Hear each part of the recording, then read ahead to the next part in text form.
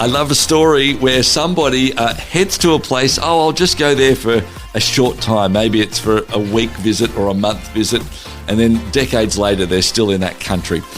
Valerie Browning has that story, as in fact not only has she decided to move from Australia to Africa, but she's now travelling with people in a nomadic style to help them in so many different ways. She's got a remarkable heart for those who she believes she is supposed to connect in with and share life with.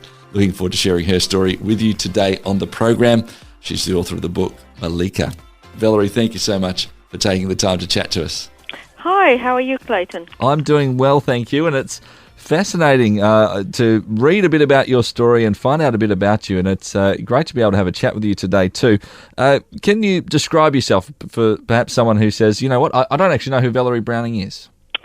Right, I'm a 58-year-old woman who was born in England, came to Australia as a 10-year-old girl with my parents, grew up in northern New South Wales and got an education as a nurse in Sydney. And, well, my friend took me, I can say that, to Ethiopia when I was 22. And I had my eyes open to the fact that people in this world can starve of hunger and really starve and die in large numbers when I was that young. And I've been to and fro to the Horn of Africa since. And in 89, I married a man from that area, and now I live there. I mean, you did very well in condensing your whole life into about 30 seconds. You'd be fantastic on radio, Valerie. Let's dig into that a little bit more. As your friend took you over to Africa, you said it was, quite shocking in a sense. Opened your eyes to it. What was it that's actually said to you, okay, I'm gonna stay with these people long term? What was that sort of first started in that moment? Well, nothing actually ever said to me, I'm going to stay with them long term. My brain and my reality was to try and work through the fact that they, as human beings, were dying of lack of food, okay? So I came from Sydney, I was well fed, I had no health problems, and I came from a community that was like that. So how did this happen? And I was trying to meet immediate situation. I really had no vision from the beginning that I would always stay there. No vision at all. Only that I must answer for what I've seen. And that's been, I think, my ongoing thing, that I don't think in life we can run from our reality. You know that. Some people try. But if you actually run away, you're running away from who? You're running away from yourself, and you're running away from your own God who created you. So you can't run too far before you're miserable, I don't think. Yeah. So it's a matter of going through the reality you're in. In that regards, you said you were back and forth. What was it that took you back there all the time? Was it just the fact that you went, this is a commitment I wanted to stick to try and help the people who are, unfairly, when half of the world is fine and, the other half is, well, even more than half isn't doing well. Is that what ended up just keep taking you back, and then you did meet your husband through that? Well, I was driven by the fact that this whole thing was totally unjust to start with. Yeah. And then, secondly, not only just unjust, the people in the point of problem had no voice, had no entry point to discuss this with the world, let alone to discuss it with people in Australia. So my travelling to and fro was to try and get more and more information into Australia. I set up in Australia a thing called, years ago, this Eritrean Relief Committee, sending assistance from the Australian government and Australian non-government organisations to Eritrea to help them, and not sending it through the unjust government, the government of Ethiopia, which was oppressing the people. So I also did a lot of work to try and get information onto radio, onto television, and so on. I worked while I was there as a sort of a freelance with the BBC, ringing them up and saying, hi, this is me. I've got another story for you. and it was mostly then, in the 1980s, about refugees coming out of Ethiopia and Eritrea into the surrounding countries of Somalia, Sudan, and so on. And in that process of trying to build up the picture for the rest of the world, what these people were suffering from, and to try and see that the assistance we gave, the Australian government gave, didn't get into the hands of the ones who are creating the war. I, in the process, in 86, met the man I eventually married in 89. And since 89, I've stayed there because I'm married, because I married into his community. Yeah. And his community is battling with the very fact that they have been totally neglected and outside of development since history. That community that you have become a part of, the Afar, is that how we say it correctly? Afar, yes. Afar. Like you said, you literally have completely adopted that. That is your life now. That is who you are. You're married to him and you're a part of that community too. Can you give us a bit of an understanding of what the Afar are like? I believe there are no nomadic sort of people. Is that correct? Yes, they're a nationality, one of 86, I think, different nationalities in Ethiopia. They're nomadic, as you say. They herd animals, goats, sheep, and cattle, and they go over the Eritrean border, the Djibouti border. So they're really in that horn of Africa. There are only a total of probably about 2 or a bit million people, not more, over a vast land. But they are marvelous traditional ecologists, and so they balance the land with their land use. They don't exploit the land. Yeah. They move because they want to keep the environment in good shape. Yeah.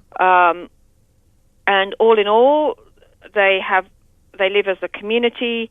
They're governed by traditional law, by traditional knowledge and thinking, and it's an incredible society to live in. And I'm just a little bit frightened that our world is squeezing them out, and that one day they might become extinct, because we live far too fast a life these days, and we don't realize the beauties of community life anymore. Yeah. Part of what that community life is obviously, as a nomadic people, to be walking an awful lot. And having a flip through your book, Valerie, I know that you've done a number of walks, and a lot of times you're always on the move. You've always fit before you went there? I reckon you would be now. Well, I'm very fit. I mean, it's I get the fitness from the walking, but I think that I was never a sporting person, but I always loved walking, and for me, walking is sport. But and walking is essential because that allows you to be totally part of the community. If you drove there with a car or something like that the community doesn't have, then you become not part of the community. Yeah. This is a question that I suppose I deliberately mean on a number of levels, Valerie, and the question is pretty simple. Are you tired? Tired? Yeah. No, I'm not. Actually, I can do in my body what I did when I was 20. I don't burn out because the community energizes me with what they do. They are, we've got heaps of we've got 147 community teachers who are literally enlightening their own society with literacy and education. We have 141 community health workers who are treating and teaching their people to prevent diseases. We have 161 women extension workers. These are all beautiful people who are just doing amazing things.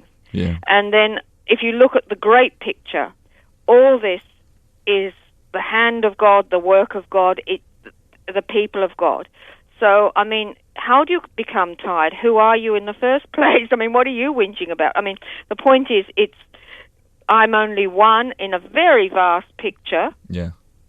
And all in all, we are together. One day I might be tired because I spent too long on the computer the night before, but I can get over that. Yeah, exactly right. Valerie, people must have said it at some stage or another, you're a bit crazy choosing this life. What's been your response to that? I think I might have been a bit crazy. I can't disagree. But at the age of 16, I had to leave home. My father said he couldn't afford me. He sent me to train as a nurse in Sydney. By then, I was sort of flung out of the nest, as it were. And I learned, and I believe again, when I look back in retrospect, that is the way God molds and makes that person he wants. I learned a lot of coping mechanisms, different coping mechanisms. I was no longer waiting or dependent on my parents. I've never had any fear of danger. I don't fear. I think that if you live in fear of risk, then you have no life.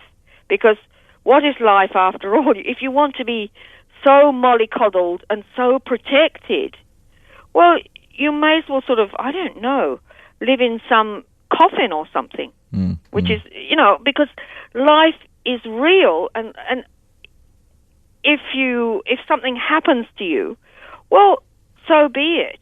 Yeah. Yeah? Yeah. And if you die, well, that's the greatest, because, you get a big rest then, don't you?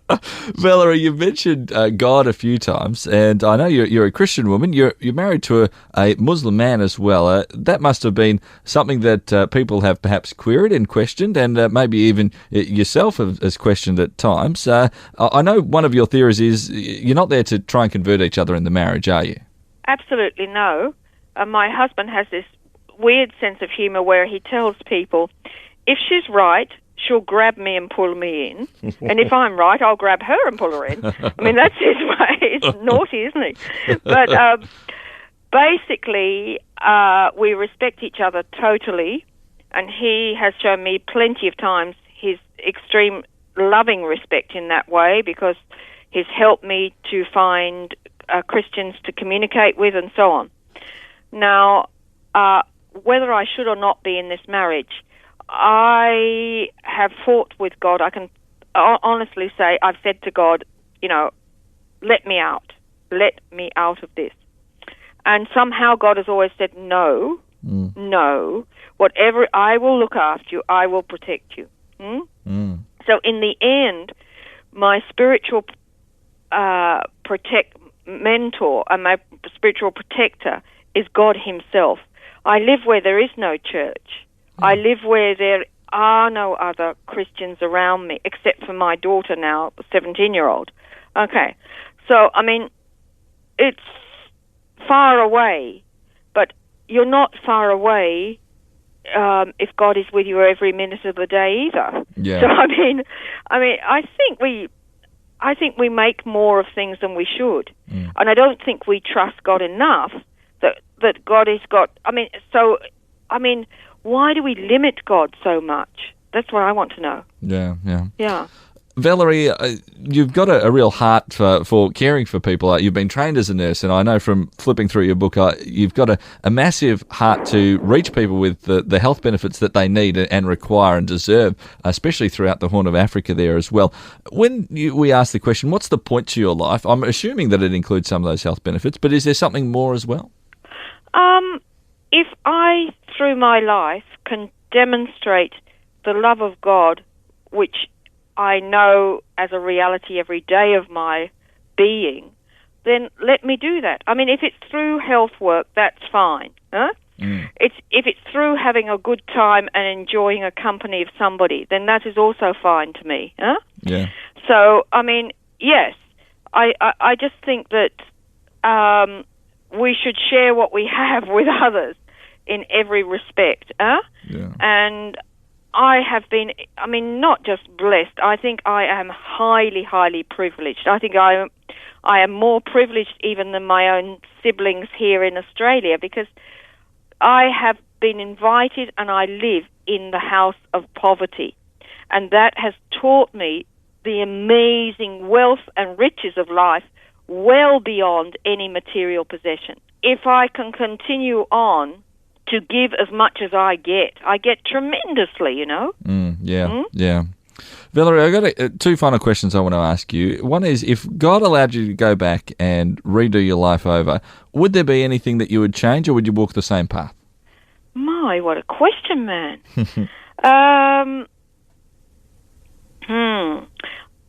I don't think I would change anything. There have been times of tremendous fear in my life, tremendous anger in my life, of course, and there has been times of rebellion in my life, plenty. But I've come through that. I've gone through, and these have all been lessons learned. So the process of life is like the great classroom, I suppose. I mean, yet another lesson learned, and gaining more and more peace of mind, as it were, freedom of your thinking. And I couldn't, again, get a better life, I don't think. No, I don't think so. I've got beautiful children, lovely children, and more than that, I've got more people who think that I'm also their mother, heaps of them, and they're great people. The final question I wanted to ask to Valerie was, what do we need to hear in Australia from Valerie Browning? What's your message to us? We've learned a little bit about your story today. We learnt your heart for your initial sort of continual contacts heading to Africa. What do we need to hear from you today? Well, the reason to write the book was not anything about me, and in fact I'm totally against that. The reason is so that somehow we can develop this communication between this side of the world, and I mean that the world is now polarized, not globalized. From this side of the world to the third world, if there can be a communication which we respect and which we really get to know each other so well, that would be fantastic. And if the book can be an open window, if people can get in and understand that the people in poverty, the people in situations of injustice, are really tremendous people with a tremendous heart and a longing to solve their own problems without the capacity. So they need empowerment. So it's not as much, I'm not saying everybody, jump in a plane or whatever and hop across and save Africa. I'm not saying that at all. What I'm saying is be partners to them, be facilitators with them, and help them to share this world. I mean, the world is utterly in the eyes of God, it is in total disgrace. I mean, we've done worse than the previous generation did, not better, you know. Yeah. We're not improving. No. So I just pray that somehow there will be a way which we can break through that. And it's not a political way either. I don't believe in governments, I don't believe in any politicians that they can really assist in this. It's got to be the people in their households, in their families, in their homes, realizing that it is no longer right to live for myself and me. I am in the world, I am in a community, and I've got to be reasonable on this level. Yeah. And if we can do that and then include all these other people who are supposedly very different from us into the equation, into the dialogue, then immediately conflicts go away. We don't need to be in fighting, you know? And I think that's how we even bring peace to the world. I believe that. Yeah. I think we've talked about the poverty cycles and the problems that are around the world, the inequities as well. And I think that almost seems to be the place that we always come back to, Valerie, of talking about that we need to each change individually and then come as a society and accept that and realise that and then move on in that regards. And I think that's what you're saying too. I am. I'm saying that, and I hope. I mean, it sounds a bit horrible because I'm going back on the weekend, and by Sunday I'll be in Addis Ababa. But I mean it because I believe that so much could be done, And I believe this would enrich this side of the world. Yeah. I really believe that. Yeah. Valerie, we thank you so much for some of your time today. We so appreciate it. Good luck with the book, and God bless as you go and be back with your family and the Afar people as well in the Horn of Africa there. Thanks so much for your time today. Well, thank you indeed, Clayton, and thank you to all your listeners. Share your brand, your event, your message across 90 Christian radio stations and major cities in Australia and New Zealand by sponsoring Towards Understanding, hosted by Clayton Bielan. More than 210,000 people tune into Towards Understanding each week, and with just one sponsorship, you'll reach this immense engaged audience. Find out more about this exciting and unique opportunity now on the sponsorship page at positivemedia.com.au.